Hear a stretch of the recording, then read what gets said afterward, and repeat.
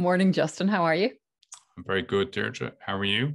Oh, I'm great, thanks. Yeah. Really liked your post the other day, Thanks. where you were talking about worry. Yeah, I think my feeling on worry is it's kind of an old word, and Mm, it's an older reflection, and I think as well, one thing I notice more and more is that a lot of, shall we say, middle-aged people and above have a disconnect in trying to understand anxiety when it comes to younger people and mm, millennials as a generation mm, in a work context.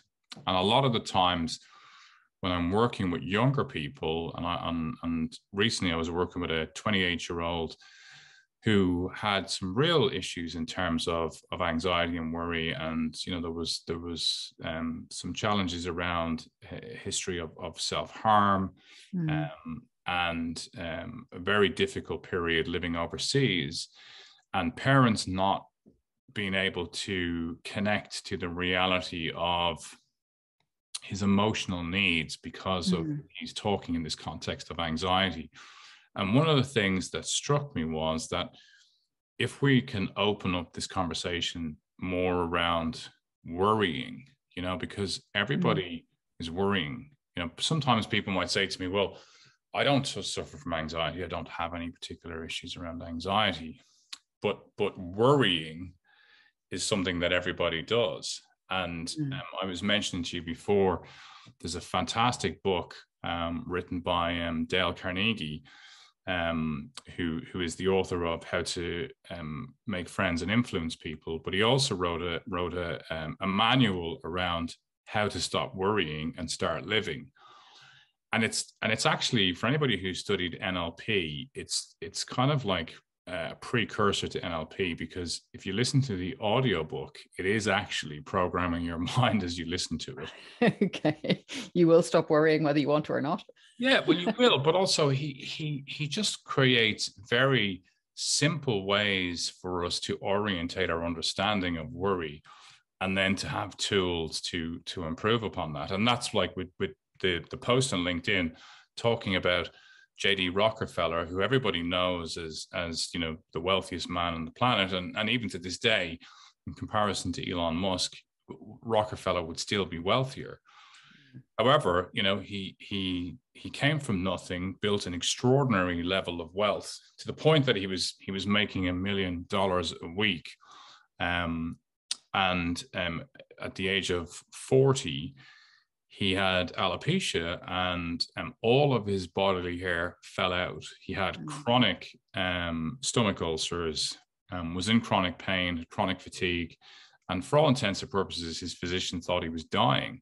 mm, And the lead up to that was Rockefeller was absolutely focused with stellar focus on every single transaction in his business.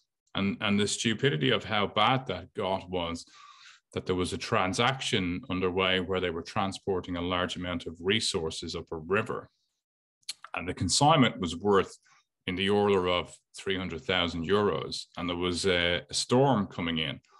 And Rockefeller had got onto one of his lieutenants and said, at the 11th hour, I think we should try and ensure that now, because the chances are if the storm hits us, we're going to lose the consignment. So the lieutenant went off to try and ensure it, but it was out of hours, and it was unlikely to be done. But anyway, the lieutenant pulled it off and insured it, and it cost at that stage $150 to insure this 400,000 of raw materials that were being shipped. mhm, The storm passed, and it wasn't a problem. And Rockefeller famously took to bed for the better part of 2 weeks because he'd miscalculated and wasted $150 on an insurance policy that was not needed. Yet Oh my gosh. he was making $1 million a week, which is an astronomical amount of money in today's terms. But that was his default position.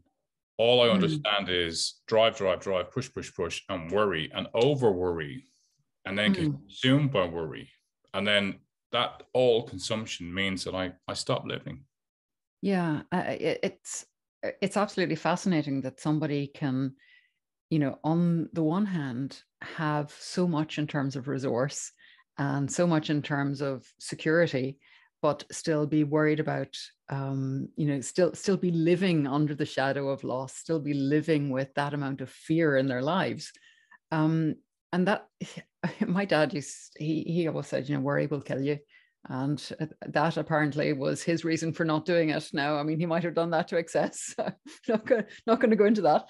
But it's just, it's like when we are worry and fear, worry, fear, anxiety, all of these things, they are keeping us in this energy of not being able to, I guess, see positive possibility.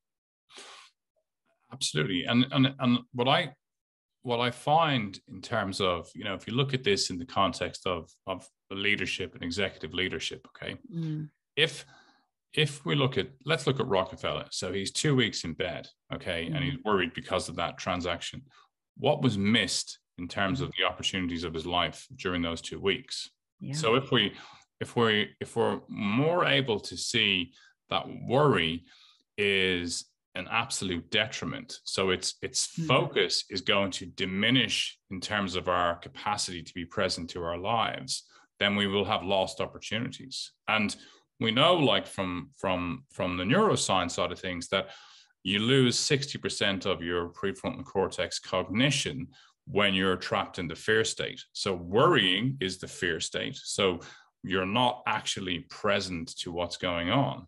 And a good way to try and understand this is that when we're in our prefrontal cortex, when we're 100% engaged in our own cognition, and we're in flow state, in essence, it's like being, 5 or 6 rows back in the cinema with a nice comfy seat, a nice box of popcorn, your favorite drink, and you're watching the movie of your life in phenomenal stereo.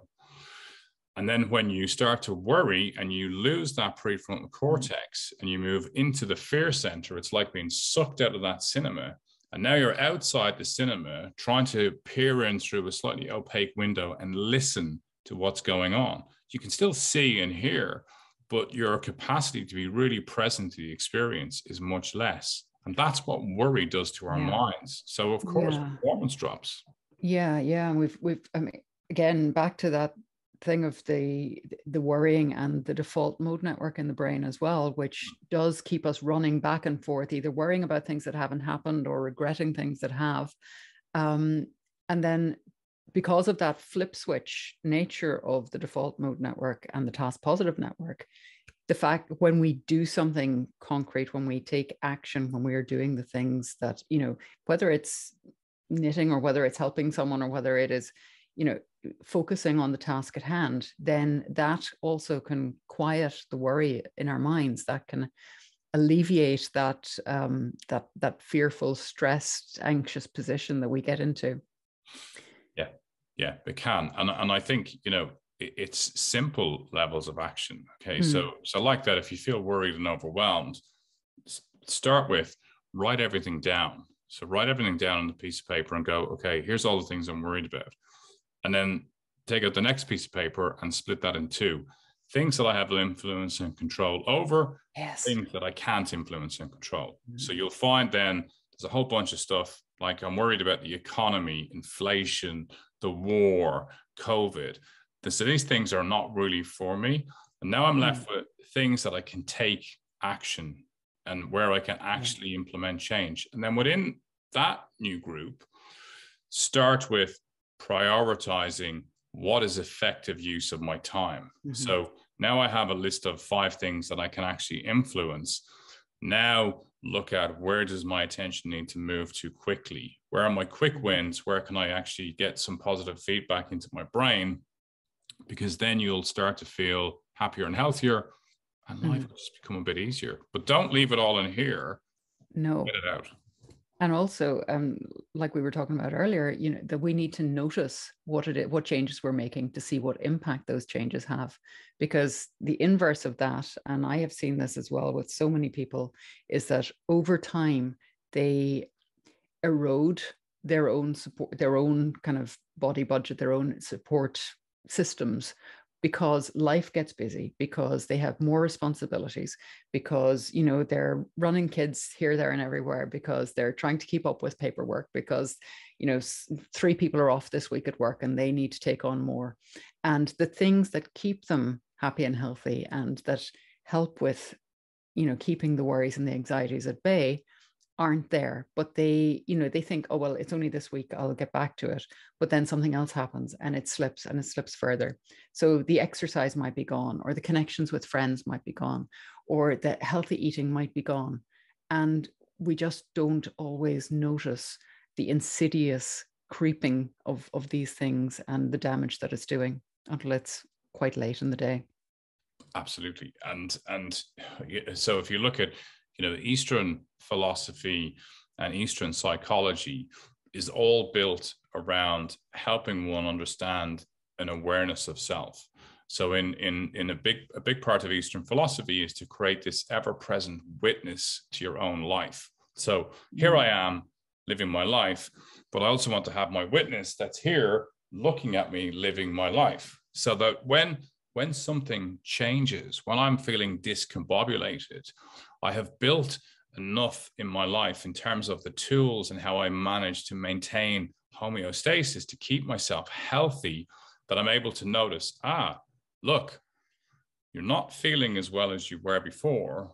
What's gone awry here? What's different compared to where we were 3 weeks ago and now? And I was sharing with you, you know, for me, I've got so many tools and so much that I focus on in terms of keeping myself healthy. But I started to feel anxious about 3 or 4 weeks ago. I haven't felt like that in years. And it was quite overwhelming to start worrying about stuff, like completely irrational stuff as well. And you know, knowing as much as I do in terms of the psychology and the neuroscience of behavior, I'm thinking, what's going wrong? So I have to kind of deconstruct my own bomb and figure out what's happening. But when I went back 6 or 7 weeks previously, I'd fractured my foot and I'm wearing a boot. I can't really walk very far, if not really just to my car, and you know, that's about the size of it. I can't run, I can't swim. So a huge part of how I maintain myself emotionally and physically is movement, is walking and being active, and that's gone. And in that not being there, a part of my well-being regime has lost. And I think this whole idea of wellness, well-being, you know, people are poo-pooing it and dismiss it at times. And it's like, it's all kind of new age woo-woo nonsense, right? But, you know, these bodies, these human beings are living entities, and they need a little bit more than just a bit of watering and occasionally a bit of time in the sun, you know. So we have to kind of maintain the whole infrastructure, and that requires us to do a bunch of things. So if you're starting to feel overwhelmed, if you're starting to worry about stuff, if you're starting to feel like, you know, you're anxious, work backwards and think, well, okay, what was going on when I wasn't feeling like this? Write down all the things that you're worried about, and then identify, is there anything different between then and now? And if there is, re-implement it. So I just started walking again. Thankfully, the boot went off. I had phenomenal opportunity to reconnect with my cognitive functions when I was out walking back in nature and thinking, wow, this is what I like. This is where I remember how to be in flow and to be happy. Yeah. And that's the thing, isn't it? That people really need to be aware of this and actually not let the fact that they are in that worry state deter them from doing the things that will support a better mental state. Yes, exactly. And the reality is, we always want complicated solutions to what we perceive to be complicated problems, but in reality, there's simple problems that require simple solutions. But until you break it down and spend some time with a piece of paper, or, you know, work with a coach, work with a third party who can help you understand yourself a bit better. But whether you can afford to have that, or whether or not you need to keep it basic, if you want to keep it basic, piece of paper, write down what's going on, A great resource for anybody is to read that book. The audio book is actually the best, because you really feel like you're immersed back in 1920, but you also get a great insight to realize that the same things that debilitated people in 1920 are the same things in 2022. Yeah. People are people. Yeah. Yeah. Justin, that's been really interesting as always. Thank you so much for taking the time to have this chat with me. And for anybody who's heard anything there that you enjoyed, that you want to find out a bit more about, or if you want to connect with us, head on over to neurodevelopmentinstitute.com and see what we're up to, including our initiative to raise some funds for humanitarian relief in Ukraine and other places where it's needed. Well, thanks, Deirdre. Great talking to you as always.